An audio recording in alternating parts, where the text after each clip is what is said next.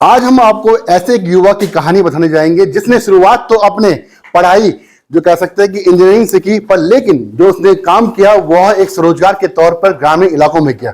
जिस पढ़ाई को लेकर वह शहरी और इलाकों की ओर जा सकता था, पर लेकिन उस युवा ने अपने गांव में, अपने घर में एक रोजगार सोचा जिससे कि और युवाओं को भी प्रेरणा मिल सके। आज हम उस युवा की जो मेहनत है, जो सब परिश्रम है, वो आपको दिखाएंगे किस प्रकार से उसने एक जवानी में सदुपयोग किया है, कि किस प्रकार से हम युवा अपने रोजगार खुद स्वयं तैयार करके आगे बढ़ सकते हैं। तो ऐसे एक युवा की कहानी सुनाने से पहले, बताने से पहले हम आपको बताएंगे किस प्रकार का उसने रोजगार शुरू किया है, किस प्रकार से वो इस रोजगार को आगे बढ़ा रहा है। इस समय हम उस युवा के गोविंद गौशाला धाम में हैं, जहां पर आप देख सकते हैं कि यहाँ पर बहुत सारी गाय हैं।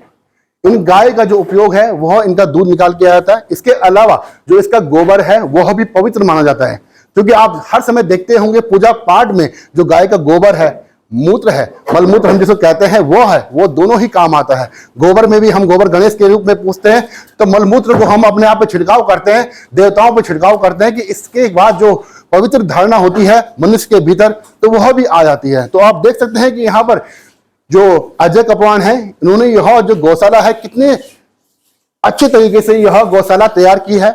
और इस गौशाला में करीबन 10 से 12 जो है गाय भी हैं, गाय के बछड़े भी हैं, और साथ में एक भैंस भी है। तो कह सकते हैं कि इस गौशाला, इस गौधाम को एक सुव्यवस्थित तरीके से उन्होंने यहाँ पर तैयार किया है। जो यहाँ पे आप देखेंगे साफ तौर पे, अभी यहाँ पर जो गाय हैं उनके बाद इतनी सफाई है कि वो आराम से रह सकते। आप अमूमन देखेंगे कि जहां पर जानवर होते हैं तो वहां पर गंदगी फैलती ही फैलती है, तो ऐसे में वहां पर सफाई भी होना बहुत जरूरी है। पर लेकिन अजय कपवान ने यहाँ पर अपने गोदाम को बेहतर साफ सफाई के तरीके से रखा है, और ऐसे ही करना भी चाहिए, क्योंकि अगर साफ सफाई रहेगी तो जानवर जो है वह भी स्वच्छ रहेंगे और हमेशा उनकी सुरक्षा कह सकते हैं वह भी हो सकेगी। तो आज हम एक युवा की कहानी आपको बताने जा रहे हैं कि जिसने इंजीनियरिंग की पढ़ाई की, पर लेकिन वह अपने गांव में पहुंचा और उसने स्वरोजगार का अपना रास्ता अपनाया। कैसे उसको यह प्रेरणा मिली, कैसे उसको यह लगा कि उसे अपने गांव में जाना चाहिए, और क्या कुछ उसने सोचकर यहाँ आए। तो आइए उनसे जानते हैं कि किस प्रकार से उनकी जो मेहनत है, परिश्रम है, वह काम आया और उन्हें यहाँ पर यह शुरू किया। तो हमारे साथ मौजूद अजय कपवान जी, आप एक युवा भी हैं जी, और आपने इंजीनियरिंग की पढ़ाई भी शुरू की, उसके बाद आप गांव लौटे। तो अपनी कहानी बताइए किस प्रकार से यह आपका जो है कारवा शुरू हुआ। देखिए, मैंने 2013 में अपनी पॉलिटेक्निक की पढ़ाई पूरी की। उसके बाद मैंने गवर्नमेंट जॉब के लिए भी तैयारी की, लेकिन उस समय कुछ परिस्थितियां ऐसी थी कि कुछ फॉर्म ज़्यादा नहीं निकले, पद भी नहीं थे और कुछ पेपर हुए नहीं हुए। उसके बाद मैंने प्राइवेट नोएडा में जॉब का ट्राई किया।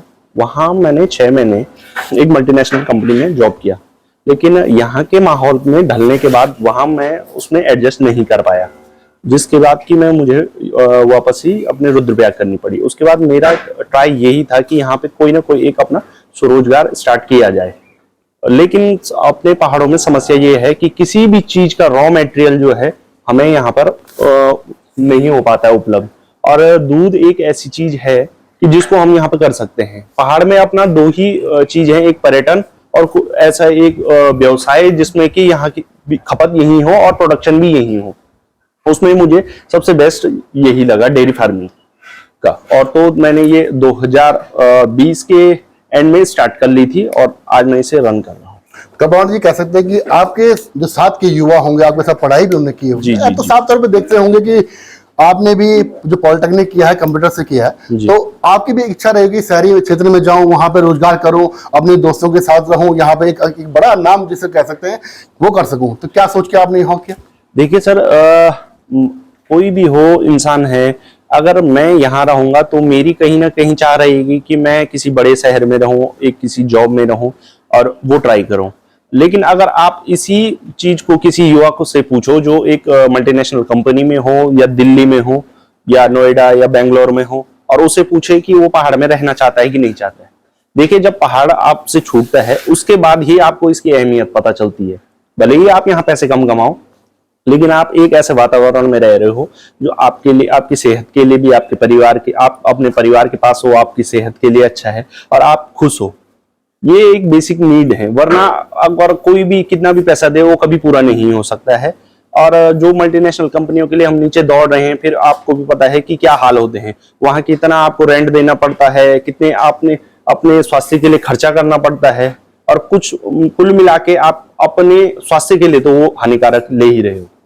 तो जी ये कहूंगा कि आपने स्वरोजगार जो शुरू किया है, तो पहले शुरुआती दौर में कितनी मतलब आपकी कठिनाई आई और कितना आज आप मुनाफा कमा लेते हैं इससे? देखिए, शुरुआती दौर में तो इसमें काफी रिस्क और प्रॉब्लम्स क्रिएट होती हैं। देखिए, देखने के लिए बहुत ही सिंपल रोजगार दिख रहा है, लेकिन अगर आपको इसकी बेसिक्स बहुत जानकारियां जरूरी होनी चाहिए, क्योंकि ये एक जिंदा जानवर है, कोई जिंदा पशु है।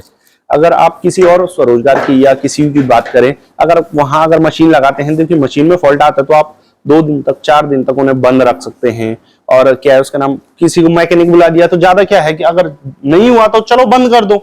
लेकिन इनके साथ नहीं हो सकता है। अगर इनके साथ परेशानी आती है तो आपको उनको समझना होगा, उसका ट्रीटमेंट करना होगा, वो पता होनी ही चाहिए। और मैं आज के टाइम पे कहूँ तो मैंने ये डेयरी फार्म लगभग 5 गायों के साथ स्टार्ट किया था। आज के टाइम पे 10 से 12 पशु मेरे पास हैं। देखिए, इसमें एक चीज है, आप अगर 2 चीजें लगा के चलिए, एक आपको दूध से अर्निंग होती है और दूसरा जो गाय के बछड़े हैं। आज 2 साल के बाद लगभग मेरे पास 3 से 4 जो स्वयं के यहाँ बछड़े थे वो तैयार होके गाय के रूप में तैयार हो चुके हैं। दूध से भी आपकी अर्निंग लगभग मंथली 30 से 35 हजार रुपए अर्निंग हो जाती है। और प्लस जो ये बछड़े हैं, अगर ये मानिए आप 2 साल में मेरे पास अगर 4 से 5 बछड़े भी तैयार हो जाती हैं गाय, जिनकी मार्केट की कीमत लगभग 60 से 70 हजार रुपए है, तो आप इनसे भी अपनी अर्निंग कर सकते हैं। और दूसरा, अभी जैसे गाय, आपने कहा गोबर, आज के समय में यहाँ पर गोबर भी काफी लोग लेके जाते हैं, क्योंकि जो पशुपालन था वो अब कोई कर नहीं रहा है, और खेतों के लिए उनके पास खाद भी नहीं मिल पा रही है, इसीलिए यहीं से लोग खाद भी ले जाते हैं।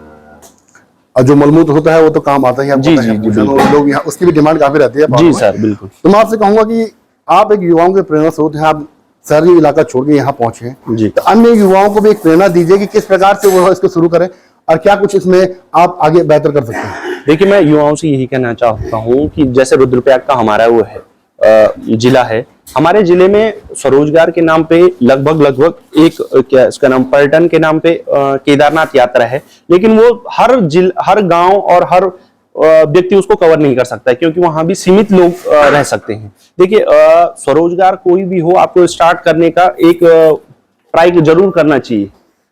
तो जैसे ये डेयरी का है, डेयरी का आज के समय पे आपको इस रुद्रप्रयाग केवल मार्केट की बात कहूं, यहाँ कम से कम 50 क्विंटल दूध की पर डे खपत है, जिसको पूरा करना नामुमकिन है। आज के समय में रुद्रप्रयाग के नजदीकी क्षेत्र में 5 से 6 डेयरियां हमारे यहाँ पर रन हो रही हैं, कुछ हमारे भाई लोगों के द्वारा, लेकिन फिर भी रुद्रप्रयाग की डिमांड को पूरा नहीं किया जा सकता है। तो मेरा ये भाइयों से यही निवेदन है कि आप मार्केट की जो नीड है उसको समझ के अपना व्यवसाय का जरूर चुनाव करें। अजय जी, बात एक आखिरी बात जो है कि हमारा जो पहाड़ है, हमारा देवभूमि उत्तराखंड है, उसमें स्वरोजगार के लिए लोग सिर्फ यात्रा पर, 4 धाम यात्रा पर ही निर्भर है।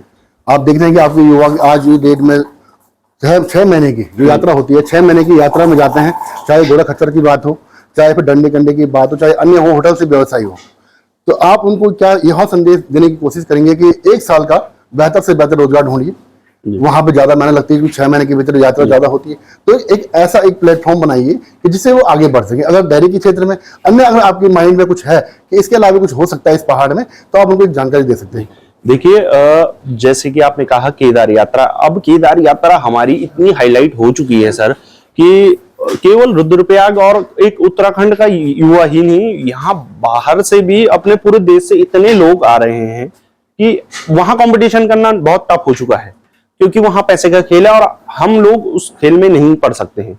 मैं युवाओं से यही कहना चाहता हूं, अपने स्वरोजगार के तौर पे अभी जैसे आज शायद बजट में जो मुख्यमंत्री सौर स्वरोजगार योजना है, अभी तक उसमें जो सब्सिडी थी 15 से 25% थी, वो आज बढ़ा के 40% हो चुकी है, जो कि एक अल्टरनेटिव आपके पास बहुत ही अच्छा इनकम ऑफ सोर्सेज हो सकता है, जिसमें कि आपको ज्यादा कुछ करने की भी जरूरत नहीं है। स्वरोजगार योजना के तहत हमारे पहाड़ के कई इलाके ऐसे हैं जहां आप इसको एस्टेब्लिश कर सकते हैं। आपको एक पैसिव इनकम आपकी आएगी, आपको उसमें करने की जरूरत नहीं है। शुरू के 3 से 5 सालों तक आपको वो क्या उसका नाम वो जनरेट करके आपका लोन क्लियर करेगा, और उसके बाद आपको एक पैसिव इनकम जनरेट करके देगा। इसी के साथ ही अभी आप यहाँ हमारे जिले में ही हमारा बहुत ही छोटा ये एक सेटअप है। इसी के साथ मुझे एक पता चला है खोड़ बांगर की साइड हमारे ही जिले में बाहर के लोगों, लगभग दिल्ली से मुंबई के लोगों ने 4 एकड़ में सेब की पौध लगाई हुई है, जिसमें कि 35,000 पेड़ है। लोग जो हैं बाहर से यहाँ आके उन्हें पता है कि क्या हो सकता है, तो क्यों ना ये हमारे यहाँ लोकल लोग यहाँ की जो फल हैं और उन पे रिसर्च करें थोड़ा कि क्या यहाँ बेटर हो सकता है। उसमें हमारे युवाओं को काम करना चाहिए, जो कि उनके लिए स्वरोजगार के लिए बहुत ही अच्छा साबित होगा। तो जी कह सकते हैं कि एबिलिटी आदमी में होनी चाहिए किसी भी काम के प्रति, अगर वो सोचता है तो एक पॉजिटिव होना चाहिए माइंड कि हमें ये काम करना ही करना है। बिल्कुल। तो आप क्या मानिए? एबिलिटी के साथ देखिए, अगर मैं सोचता हूं कि मुझे ये काम करना है तो उसके बारे में आपको एक तो पैशनेट होना पड़ेगा कि उसमें कितनी पॉजिटिव, देखिए किसी भी कार्य में पॉजिटिव और नेगेटिव दोनों साइड लेके चलनी चाहिए।